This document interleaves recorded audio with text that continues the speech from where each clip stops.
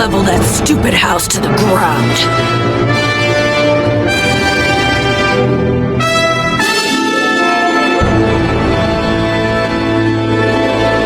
What's going on, everybody? This is your boy Monkey Jimmy with even more content for you to enjoy. As you can tell by the title of this video, I'll be explaining what is Metal Gear Solid and what it passes on to the players. At first I was thinking on explaining the origins of the game, but because of my shitty old slow-ass laptop, it will take me too much time. So I decided to make a shorter video and explain something that I haven't seen many people, if not anyone at all, explaining what Metal Gear Solid is and what does it teaches you. So here I am to make this happen. If you want to know the full origin of both Metal Gear but also Metal Gear Solid, then leaderboards is what you need. I recommend all of you to watch this and listen to this because I am only doing it once, and it is very important for you to know. For starters, something people seem to not understand: Metal Gear Solid is a anti-war game, okay? Got it? Now that we took this out of the way, let's get to the main fucking event. Jimmy? Are you swearing? You bet your sweet Bippy I did! Pay close attention, cause you won't get another chance after this. So what is Metal Gear Solid? And what kind of messages passes on to the players? Metal Gear Solid is a game created by Hideo Kojima, a game about war and economics, showing the ugliness of both war and the world. But at the same time, it shows the beautiful sides of the world, the ones that are worth fighting for. It shows what everyday ordinary soldier and citizen are going through for the games of the big heads. It makes you both understand and even sympathize with your enemy by placing you into his or her shoes, playing with your morals and make you question if what you did was right or wrong, playing mind games with you. Even the smallest death is meaningful and has a reason, and in the end even the main character dies off, along with most of the people he had in his life. Half people he had in his life, he either killed them or they were killed by someone else.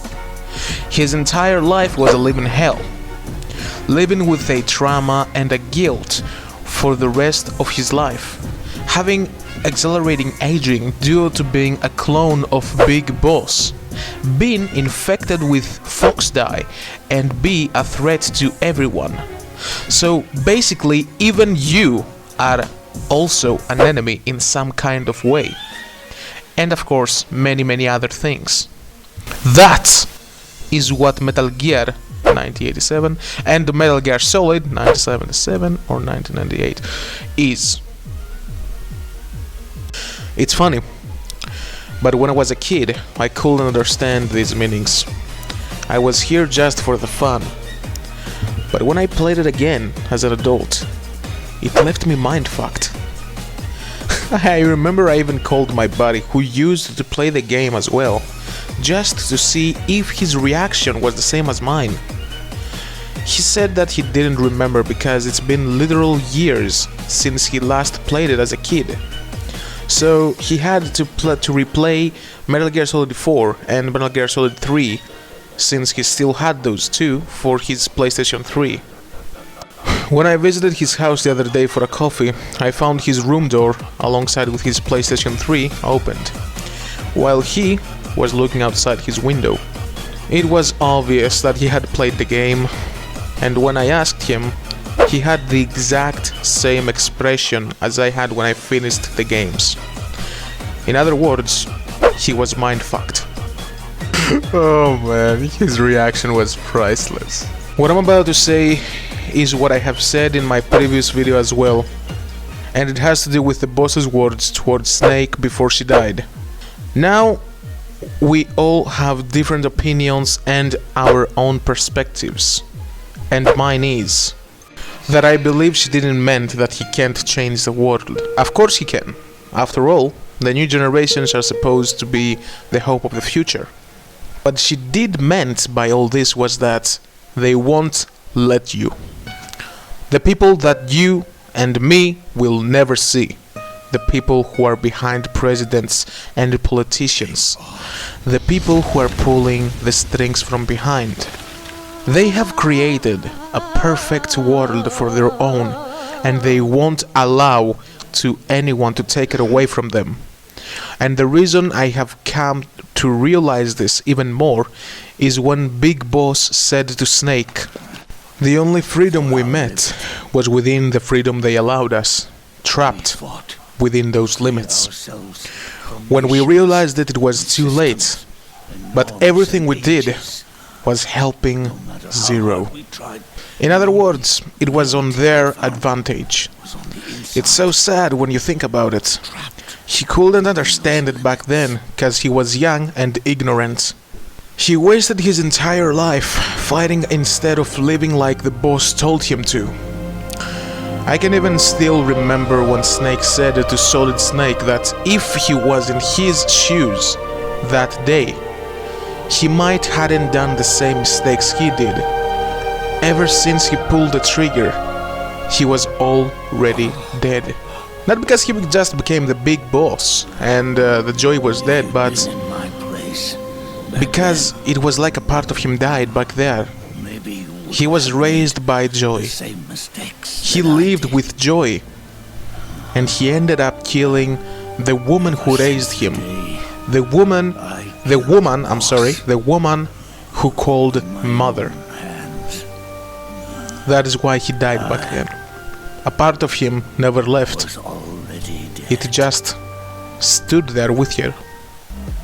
I also believe that David wouldn't pull the trigger to the boss, cause despite he was a clone of Big Boss, he does have a mind and free will of his own.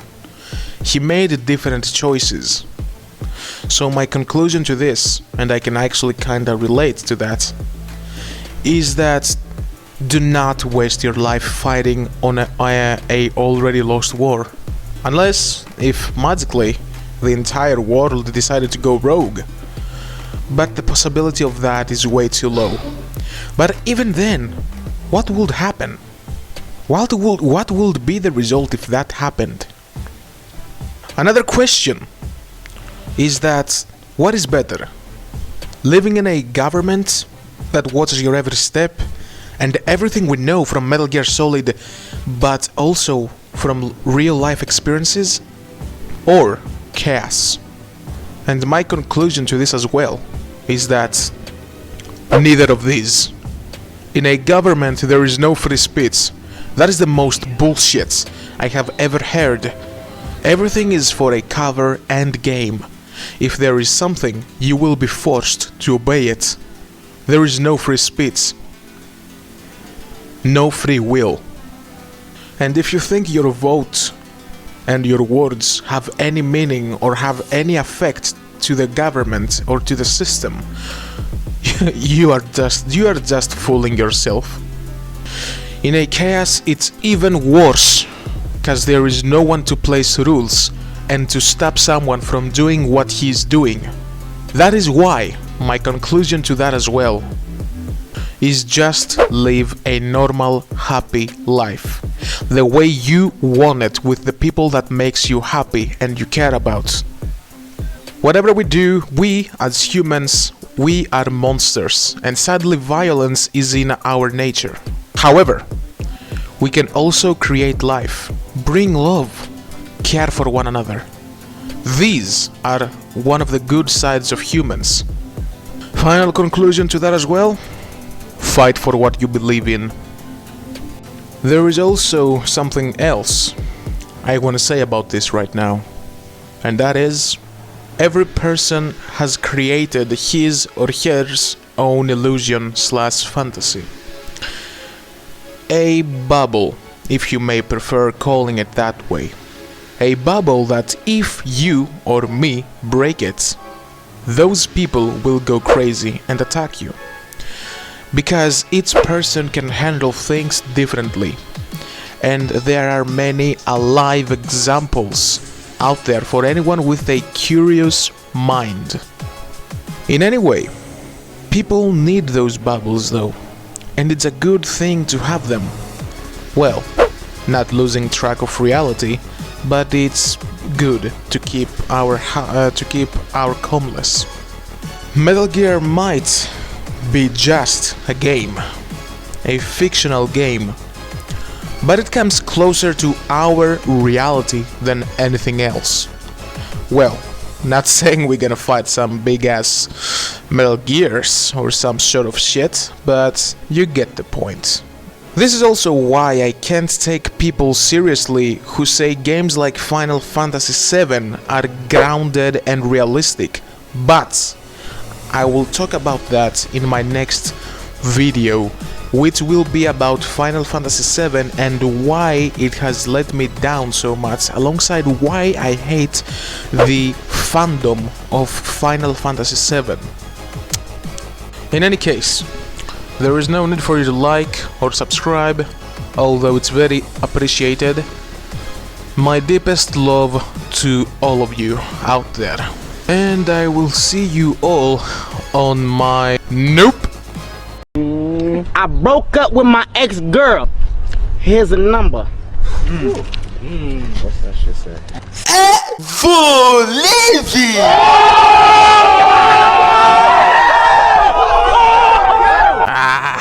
You almost fell for it, but not this time. Not this time. Go check out my boy Bleach and his channel.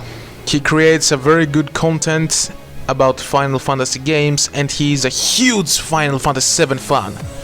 He also makes live streams and has a Discord, which I have joined, of course.